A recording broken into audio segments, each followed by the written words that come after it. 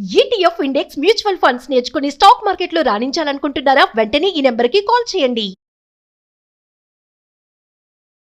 Hello అలాగే రవీంద్రనాథ్ గారు. Hi అండి నాగరాజ్ గారు. సార్, ఆ బంగారానికి సంబంధించినటువంటి న్యూస్ కనుక మనం చూస్తే అంటే ధర భారీగా పడిపోయింది అనేటువంటి న్యూస్ ఎక్కువ వింటున్నాం. దాంతోపాటు వెండి కూడా ఆ విధంగానే ఉందనుకోండి. మనం చాలా న్యూస్లు చూస్తున్నాము. దాంతోపాటు ఒకవైపు చూస్తే స్టాక్ మార్కెట్ అమాంతంగా తగ్గిపోయింది. బంగారం ధర ఏమో ఫ్లక్చువేషన్స్ అవుతూ ఉన్నాయి. బడ్జెట్ కూడా ఆశారంభంగా లేదు.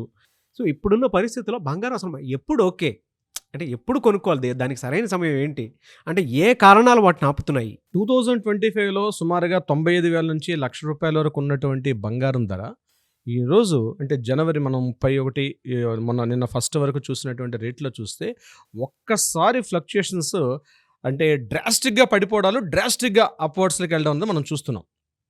ప్రతి ఒక్కరు మాట్లాడుకుంటున్నారు బంగారం గురించే. మనం 1961-60 నుంచి ఇప్పటివరకు మాట్లాడుకోగలిగితే 61-64లో కేవలం ₹63 10 గ్రామ్స్ గోల్డ్ ఉన్నటువంటి ధర అలా 95కి వచ్చేసరికి ₹4,500 ఉన్నటువంటి తులం అంటే 10 గ్రామ్స్ గోల్డ్ మనం మాట్లాడుకోగలిగితే ఈరోజు మాట్లాడుకుంటే అందులో పెరుగుదల ఎలా ఉందంటే 180%. అంటే నాట్ ఓన్లీ ఒక గోల్డ్లోనూ కాదు, అనేక రంగాల్లో కూడా ఒక్కసారి మనం చూసినట్లయితే 2000 నుంచి 2026 సంవత్సరాల్లో పాటు డ్రాస్టిక్ అబ్నార్మల్ చేంజెస్ ఏది వచ్చింది. అదే ఇంపాక్ట్ గోల్డ్ మీద కూడా కనిపించింది. కానీ నా వ్యక్తిగతంగా అభిప్రాయం ఏంటంటే 95-96 ప్రాంతంలో హర్షద్ మెహతా అని చెప్పి స్టాక్ మార్కెట్లో ఒక భారీగా ఒక కుదుపు వచ్చింది. దాని మీద సినిమాలు కూడా వచ్చాయి, చాలామంది కూడా తెలిసే ఉంటుంది. బహుశా అప్పట్లో ఉన్నటువంటి వాళ్ళు ఇప్పుడు కాస్త అందరూ కూడా 40-45 ఉంటారు. అదేవిధంగా ఈరోజు గోల్డ్లో జరుగుతున్న ఈ ఫ్లక్చుయేషన్స్ వెనకాల ఏదైనా భారీ స్కామ్ ఏదైనా ఉందా? ఇది నా యొక్క వ్యక్తిగత అభిప్రాయం నాగరాజ్ గారు. ఎందుకంటే ఈరోజు బంగారం అది ఒక అమ్మకానికి ఎలా అయిపోయిందంటే అక్కడ ట్రంప్ యొక్క విధానాలను చూపిస్తున్నారు. కానీ ఈరోజు అంతర్జాతీయంగా చూసినటువంటి అనేక పరిణామాలు, ముఖ్యంగా సౌత్ కొరియా చూసినట్లయితే సౌత్ కొరియా ఈరోజు అమెరికా దగ్గర మోకాలడ్డుగా అంటే పూర్తిగా మోకాళ్ళతో పడి ఉన్నటువంటి పరిస్థితి కనిపిస్తుంది. ఎందుకంటే పక్కన ఉన్నటువంటి నార్త్ కొరియా కిమ్ ఇప్పుడు ఏ పరిస్థితుల్లో ఎలా ప్రవర్తిస్తాడో తెలియదు. సో ప్రపంచ యుద్ధాలు వచ్చే అవకాశాలు ఉంటాయంటే ఇప్పుడు జరుగుతున్న పరిణామాలన్నీ చూస్తుంటే తప్పనిసరిగా ప్రపంచ యుద్ధం అంటే అది ఆర్థికంగా వస్తుంది. 2018-2009లో మనం ఒక రెసిస్టెంట్ చూసాం భారతదేశంలో. ఇది కేవలం ఇంటర్నేషనల్గా ఉన్న రెసిషన్ కూడా చూసాం. ఆ టైంలో ఉన్నటువంటి మార్పులు చూసాం. మరలా నేను భయపెట్టే పరిస్థితి కాదు, ఒక రెసిషన్ లాంటి పరిస్థితి వచ్చే అవకాశం కూడా ఉండవచ్చు అని చెప్పి చాలామంది ఈ ఎకనామిస్టులు చాలామంది కూడా ఒక రకమైన అభిప్రాయాన్ని కూడా వ్యక్తపరచడం జరుగుతుంది. ఇది ఖచ్చితంగా నిన్న మనం చూసినట్లయితే బడ్జెట్లో కూడా ఈ యొక్క గోల్డ్ విషయంలో నిర్మలా సీతారామన్ గారి బడ్జెట్లో టచ్ అయినట్టుగా వెళ్ళిపోయారు. ఎక్కడ కూడా టచ్ చేసే పరిస్థితులు లేరు. అంటే ఈ పెరగడం తగ్గడం అనే విషయంలో కూడా ఎక్కడ టచ్ చేయట్లేదు. అంటే దీని వెనకాల ఎవరో కొంతమంది, అది ఇంటర్నేషనల్ ఉన్నటువంటి ట్రేడర్సా లేకపోతే నేషనల్ వైజ్గా ఉన్న ట్రేడర్స్ కొంతమంది ఎక్కడైనా కూర్చొని దీన్ని కలుపుతున్నారేమో అన్నటువంటి ఒక అభిప్రాయాన్ని కూడా కొంతమంది వ్యక్తపరుస్తున్నారు. ఎందుకంటే మొన్నటి వరకు మనం చూసాం జనవరి 30-31 తారీఖుల వరకు ₹172,000 10 గ్రాముల బంగారం ఉన్నటువంటి ధర ఒకేసారి ఈరోజు మనం మాట్లాడుకుంటున్న సమయానికి ₹140,000 పడిపోవడం, అంటే సుమారుగా ₹32,000 తగ్గుదల కనిపించడం, ఇది చాలా ప్రమాదపు సంకేతాలకు మాత్రం అయితే కనిపిస్తుంది. అంటే లేదా మిస్గైడ్ చేస్తున్నారు, అంటే బంగారం వైపు ప్రజల యొక్క దృష్టిని మరల్ చేసి వేరే ఇంకొక యాక్టివిటీ ఏదైనా జరుగుతుందో అనే అభిప్రాయం కూడా కొంతమంది వ్యక్తపరుస్తున్నారు. ముఖ్యంగా ట్రంప్ యొక్క విధానాలు రీసెంట్గా అక్కడ అతను చేసినటువంటి ఆ అటాక్స్ కూడా మనం చూసాం. వెనిజులా మీద చేసిన అటాక్స్ అన్ని కూడా అంటే పొద్దున్న లేసే ట్రంప్ ఏ రకమైన నిర్ణయాలు తీసుకుంటున్నాడో తెలియనటువంటి ఒక అనిశ్చిత స్థితిలో ఉంది ఈరోజు ఇంటర్నేషనల్లో. ఈ రకమైన మార్పుల్లో కూడా ట్రంప్ యొక్క విధానాలకు మనం చెప్తున్నాం కారణం. ఎందుకంటే అక్కడ ఉన్నటువంటి 6% ఏదైతే ఫెడరల్ బ్యాంక్ ఉన్నటువంటి ఆ ట్యాక్స్ ఏవైతే ఉన్నాయో ఆయన దాన్ని 3%కి 2% తగ్గించమని చెప్పి అక్కడ ఫెడరల్ బ్యాంక్ విషయం మీద మాట్లాడడం, ఫెడరల్ బ్యాంక్ విధానాలు US డాలర్స్ ఇంపాక్ట్ చేస్తూ ఉంటాయి. ఎప్పుడైతే US డాలర్స్ బలోపేతం అవుతుందో రూపాయి విలువ ఆల్మోస్ట్ తగ్గిపోతుంది. ఇప్పుడు మనం మాట్లాడుకున్న సమయానికి ₹91.62 ఎంత ఉండొచ్చు, అంటే సుమారుగా ₹92 రీచ్ అవుతుంది ఈరోజు రూపాయి. అంటే రూపాయి విలువ పూర్తిగా తగ్గిపోతుంది, డాలర్ స్ట్రాంగ్ అవుతుంది. దీని వెనకాల ఏంటంటే ట్రంప్ వచ్చేటప్పుడు మొదటిసారి ఆయన ట్రంప్ వచ్చేటప్పుడు కూడా సుమారుగా నాకు తెలిసిన సబ్జెక్ట్ టు ద కరెక్షన్ సుమారుగా అటు ఇటుగా ఒక $2 లక్షల మిలియన్ డాలర్స్ ఏదో ఆయన కొత్తగా ప్రింట్ చేయడం కూడా జరిగింది. అంటే విదేశీ మారకాలు అంటే సుమారుగా నేను చెప్పినటువంటి మెక్సికో లాంటి దేశాలు కానీ లేకపోతే వెనిజులా కానీ ఇప్పుడు నేను చెప్పినటువంటి సౌత్ కొరియా ఇట్లాంటి చాలా దేశాలు అమెరికాలో ఉన్నటువంటి ఆర్థిక విధానం మీద డైరెక్ట్గా ఇండైరెక్ట్గా పనిచేస్తుంటాయి. ఎందుకంటే సౌత్ కొరియా గురించి మాట్లాడుతున్నాం అంటే ఈరోజు భారతదేశంలో ఉన్నటువంటి బంగారపు నెలల్లో భారతదేశంలో బంగారపు నిల్వలు లేవు. దాని మీద నిన్న కూడా మీరు వీడియో చేశారనుకుంటాను. భారతదేశంలో బంగారపు నిల్వలు లేవు. అంతా కూడా ఈరోజు దిగుమతి చేసుకున్న బంగారం అంతా కూడా అటు సౌత్ ఆఫ్రికా కానీ, సౌత్ కొరియా కానీ, అదేవిధంగా కొన్ని ఆఫ్రికన్ కంట్రీస్ నుంచి ఈరోజు మనం చాలా వరకు తీసుకుంటున్నాం. అమెరికా దగ్గర కూడా, ఈవెన్ అమెరికా దగ్గర కూడా బంగారపు గనులు పెద్దగా ఉన్నట్టుగా ఎక్కడ లెక్కలు లేవు. ఎక్కడెక్కడ ఉన్నప్పటికీ కూడా వాటిని వెలికి తీసే విషయంలో మాత్రం హైలీ ఎక్స్పెన్సివ్ అయితే మాత్రం బాగా కనిపిస్తుంది.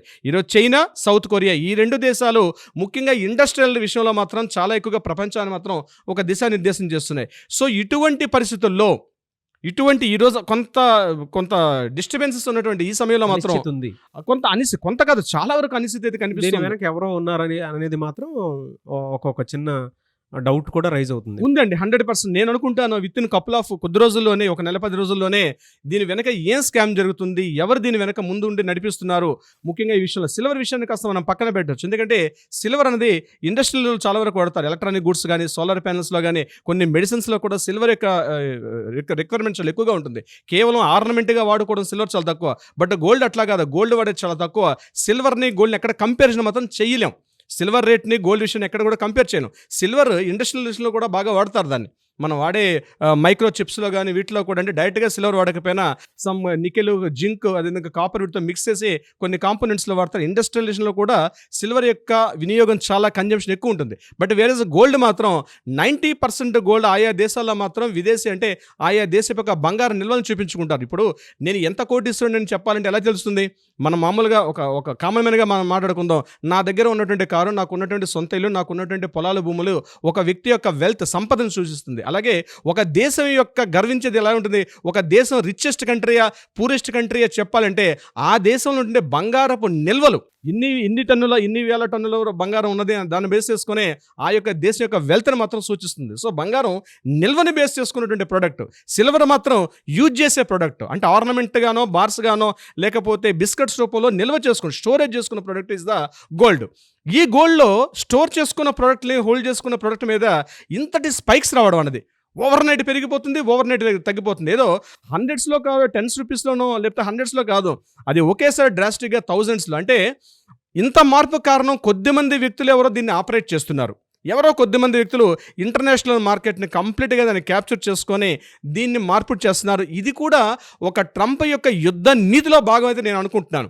మనం న్యూయార్క్ టైమ్స్ కానీ, ఎకనామిక్ టైమ్స్ కానీ పేపర్ ఆర్టికల్స్ అవుతుంటే అక్కడక్కడ టచ్ చేయకుండా కొన్ని ఆర్టికల్స్ వెళ్ళిపోతున్నాయి. కొంతమంది ఎకనామిస్టులు చేస్తున్న కాలమ్స్ విషయంలో మనం పరిశీలిస్తే అర్థమవుతుంది. న్యూయార్క్ టైమ్స్ ఆర్టికల్ చదువుతుంటే నేను గడిచిన లాస్ట్ 4 days నుంచి అబ్జర్వ్ చేస్తున్నట్టే ఆ న్యూయార్క్ టైమ్స్, ఎకనామిక్ టైమ్స్లో కూడా ట్రంప్ యొక్క ఆర్థిక విధానాలు, అంటే అమెరికాలో కొన్ని కంట్రీస్ అమెరికాతో కలిసి, ఎందుకంటే రష్యా యొక్క ప్రాబల్యాన్ని తగ్గించాలి.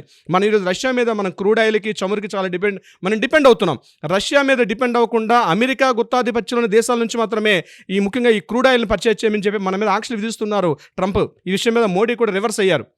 అది కాకుండా ఎప్స్టీన్ అని చెప్పి రీసెంట్గా కొన్ని సెక్స్ రాకెట్ కుంభకోణాలు కూడా వచ్చాయి. అందులో ట్రంప్ కూడా ప్రధాన మాత్రధారిగా కొన్ని విషయాలు, అంటే తన యొక్క ఉనికిని కాపాడుకోవడం కోసం చెప్పి ట్రంప్ ఏ పనైనా చేసే పరిస్థితులు ఉన్నాడు. ఇటువంటి పరిస్థితుల్లో కొద్దిమంది వ్యక్తులు అయితే దీన్ని కంట్రోల్ చేస్తున్నారు. మరి ఎలా సార్, అంటే ఏ సమయంలో కొంటే అది మంచిది అంటారు? ఇప్పుడు ఈ టైంలో మాత్రం 100% రిస్క్ చేయకపోవడం మంచిది. ఏం కొంపలు మునిగిపోండి, ఏం జరిగిపోతే మిరాకిల్స్ ఏం జరిగిపోవు. రేటు స్థిరంగా ఉంటుంది. ఓవర్ నైట్స్ పెరిగిపోవడం కూడా అది ప్రమాదకరపు సంకేతాలే. ఓవర్ నైట్ తెల్లవారు లేచేసరికల్లా 30,000, 20,000, 50,000 రూపాయల రేటు పెరుగుదల, ఇది అంత మంచిది కాదు. ఇది వాపు తప్ప ఇది బలుపు కాదన్న విషయాన్ని మాత్రం అర్థం చేసుకోవాలి. గోల్డ్ పెరుగుతుంది, ఇది వాపు మాత్రమే, ఇది బలుపు మాత్రం కాదు. నాగరాజ్ గారు, థ్యాంక్ యూ సో మచ్. అలాగే Ravindra, thank you so much Nagaraj గారు.